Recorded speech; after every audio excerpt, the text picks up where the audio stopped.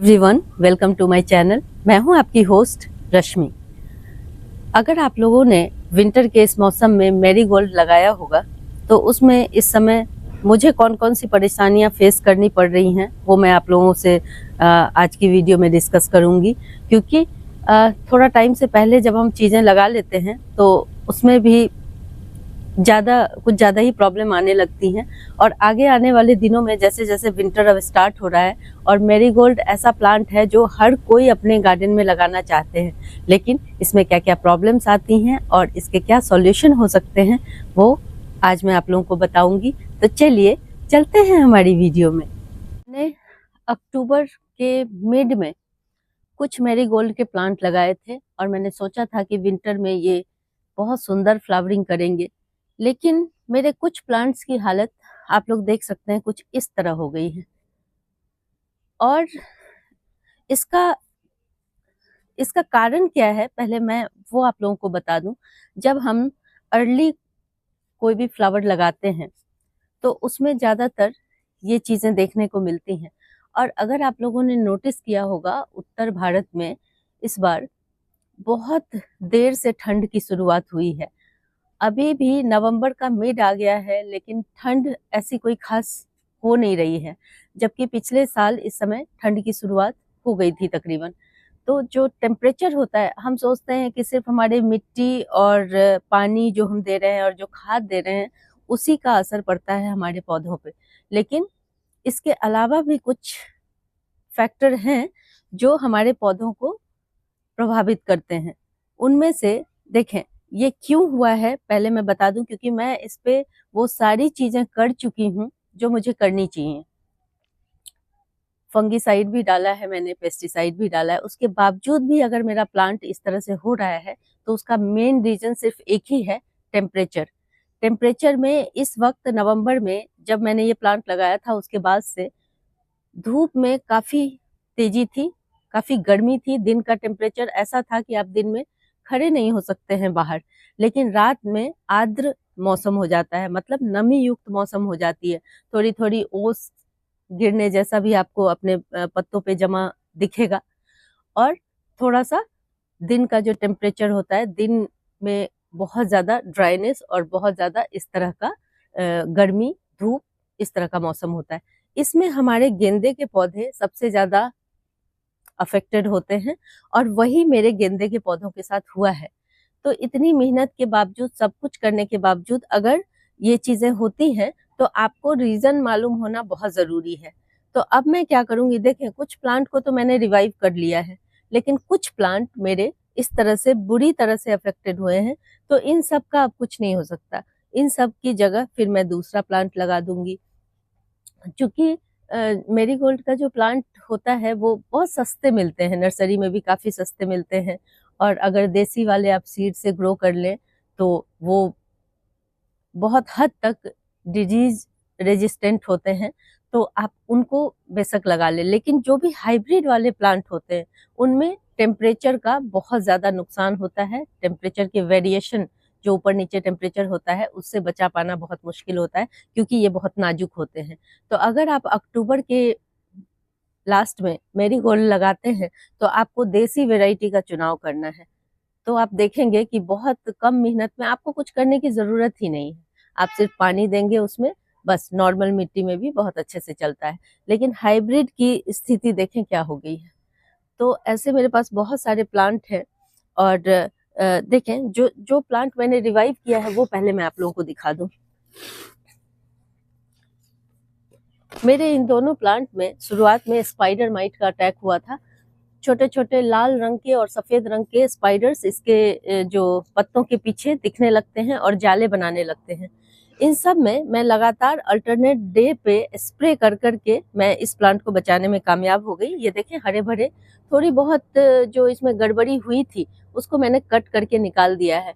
अब फिर से नए शूट्स निकल रहे हैं, नई नई कलियां बन रही हैं। देखें तो ये प्लांट तो बच गया। और भी बहुत सारे प्लांट हैं मेरे, लेकिन ये जो 3 प्लांट मैंने आप लोगों को दिखाए हैं, ये इनका अब कुछ नहीं, इनको रिवाइव नहीं किया जा सकता है। तो अब मैं इनकी जगह दूसरा प्लांट लगाऊंगी, और दूसरा प्लांट भी लगाने का एक तरीका है, वो अगर आप जानेंगे तो आपको आगे चल के इनके लिए कोई खास देखभाल की जरूरत नहीं करनी पड़ेगी। तो देखें इस तरह से मैंने इन सबको हटा लिया है। हालांकि इसकी भी मिट्टी अच्छी बनी हुई है, लेकिन हम थोड़ा सा इसे उपचारित करेंगे और इसी मिट्टी में मैं अपने दूसरे प्लांट लगाऊंगी। देखिए कैसे करती हूँ मैं। देखें मैं नर्सरी से ये 5 प्लांट लेके आई हूँ। हालांकि मैं ढूंढ रही थी छोटे छोटे सैपलिंग, लेकिन इसमें अभी कलियां आने लगी हैं। लेकिन अगर आपको इससे छोटे प्लांट मिले तो आप वो ज्यादा प्रेफर करें, क्योंकि छोटे प्लांट को अपने अकॉर्डिंग आप बुशी कर सकते हैं और इसको पिंच कर करके थोड़ा घना बना सकते हैं। अब इसमें कलियां आने लगी तो मैं इसे तोड़ नहीं सकती, तो एज इट इज मुझे इसे रखना पड़ेगा। तो आप लोग थोड़ा सा ध्यान देंगे तो आप शुरुआत सही ढंग से करें तो आपका प्लांट बहुत अच्छा बुशी और बढ़िया हो जाएगा। और इस समय नवंबर के मिड में अब अगर आप ये प्लांट लगाएंगे तो इसमें प्रॉब्लम्स कम आएंगी। और शुरुआत में ही अगर आप ऑर्गेनिक गार्डनर हैं तो आपको शुरुआत से ही स्प्रे करना होगा, देखभाल करनी होगी, क्योंकि अगर बहुत ज्यादा अटैक हो जाता है तो उसका कोई सॉल्यूशन नहीं है, आपको अपने प्लांट को हटाना पड़ेगा, जैसे मैंने अभी हटाया है। तो देखें सबसे पहले मिट्टी सही बनाना है हमें। तो मिट्टी के लिए जैसे मैंने पहले ही बोला कि इसे बहुत ज्यादा खाद की जरूरत नहीं होती है, तो मैं अपने इन कंटेनर में, इन पॉट्स में खाद नहीं डालूंगी, क्योंकि ऑलरेडी इसमें खाद डले हुए हैं। और मैंने पहले भी बताया कि इसमें ज्यादा भी खाद डालेंगे तो ये दूसरे फ्लावर से थोड़ा अलग होता है, तो परेशानी आएगी इसमें। तो देखें अगर आप लोग पहली बार मिट्टी बना रहे हैं तो कोई भी मिट्टी लें, उसमें 2 मुट्ठी आप सैंड मिला लें, और बस 10% के करीब शुरुआती टाइम में आप गोबर की खाद या वर्मी कंपोस्ट डालें। इसके अलावा आपको कुछ भी डालने की जरूरत नहीं है। और एक चीज और, इसमें चूंकि ये पानी के टुवर्ड्स बहुत ज्यादा सेंसिटिव होते हैं, इनकी जड़ों में जैसे ही पानी लग गया तो आप समझिए कि फिर सारी प्रॉब्लम शुरू हो जाएंगी। और चूंकि मैं प्लास्टिक के पॉट में इसे लगा रही हूँ, इसलिए पानी का ध्यान रखना और भी ज्यादा जरूरी है। मिट्टी को पूरी तरह सूखने देना है, क्योंकि विंटर का टाइम है। और बस एक चीज मैं इसमें डालूंगी अभी, वो है फंगीसाइड।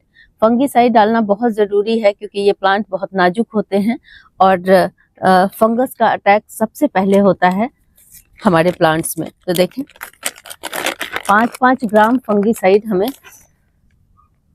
थोड़ा थोड़ा, इससे ज्यादा नहीं, थोड़ा थोड़ा डाल देना है मिट्टी में।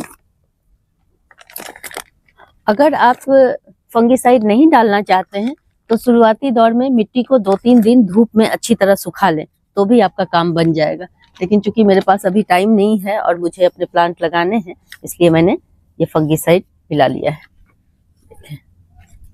मिट्टी जनित रोगों में ये फंगीसाइड बहुत फायदेमंद होते हैं। आप किसी भी कंपनी का कैसा भी फंगीसाइड यूज कर सकते हैं, और अगर आपके पास ट्राइकोडर्मा है तो आप उसे भी यूज कर सकते हैं। ऐसा नहीं है कि मैं ये यूज कर रही हूँ तो आप भी यही ढूंढें।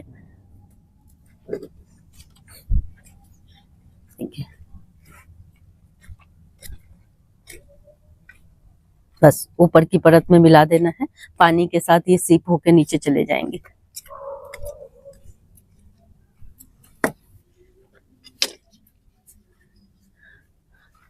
देखें मैं जो प्लांट लेके आई हूँ, ये कुछ इस तरह से, ये मिट्टी में जमीन में लगे हुए थे वो वाले प्लांट। ये प्लांट थोड़े सस्ते देते हैं, इसलिए मैं यही लेके आई हूँ।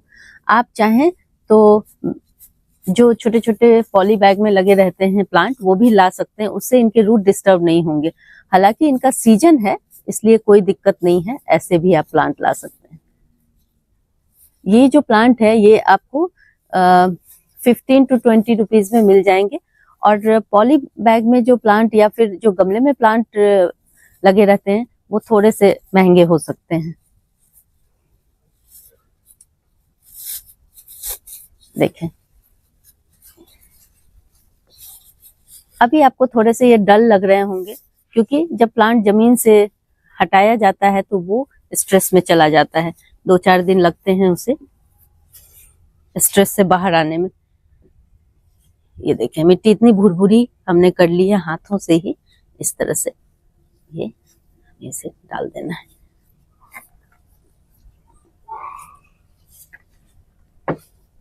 मेरा जो ये प्लांट है ये जाफरी वाला प्लांट है, मतलब इसमें जो मरून कलर के और रेड कलर के फ्लावर आते हैं इसमें वही आएंगे। ये भी बड़े सुंदर लगते हैं दिखने में, लेकिन मैं अभी देसी वाले भी लगाऊंगी क्योंकि उनमें किसी तरह की केयर की जरूरत नहीं होती है।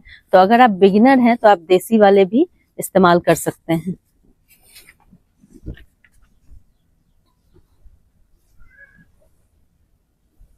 बस ज्यादा मिट्टी को दबाना नहीं है, हल्के हल्के हाथों से दबा के हमने इसे लगा लिया।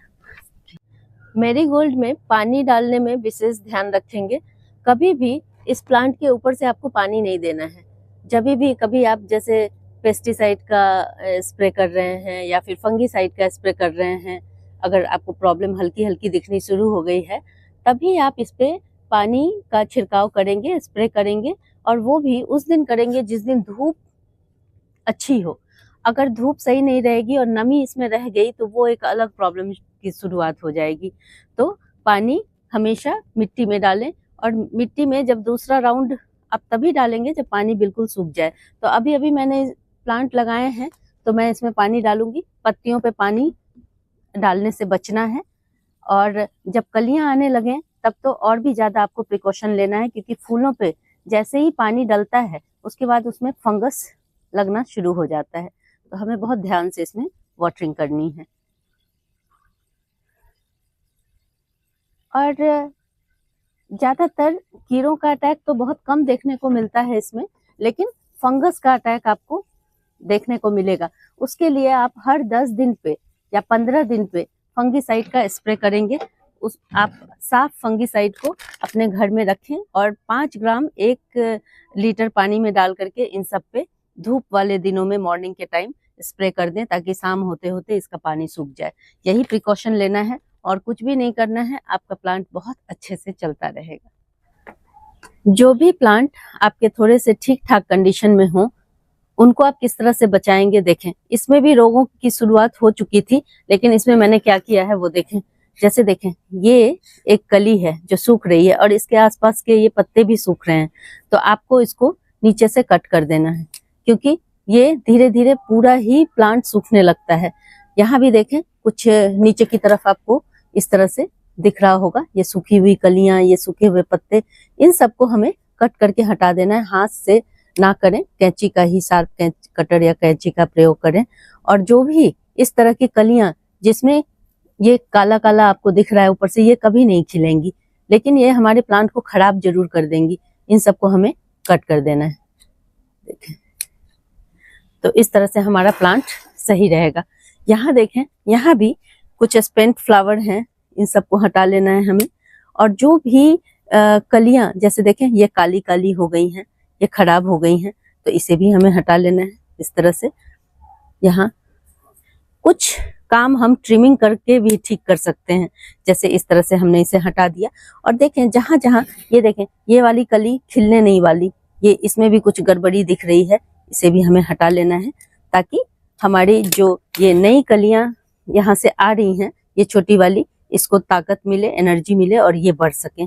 तो इस तरह के छोटे छोटे काम करके हम अपने मैरीगोल्ड के प्लांट को स्वस्थ रख सकते हैं और लंबे समय तक इनसे फ्लावरिंग भी ले सकते हैं। अगर आप लोगों को मेरी ये वीडियो पसंद आती है तो प्लीज इसे लाइक, शेयर एंड सब्सक्राइब करना ना भूलें। बेल बटन को जरूर दबाएं। Live nature, love nature. Thank you.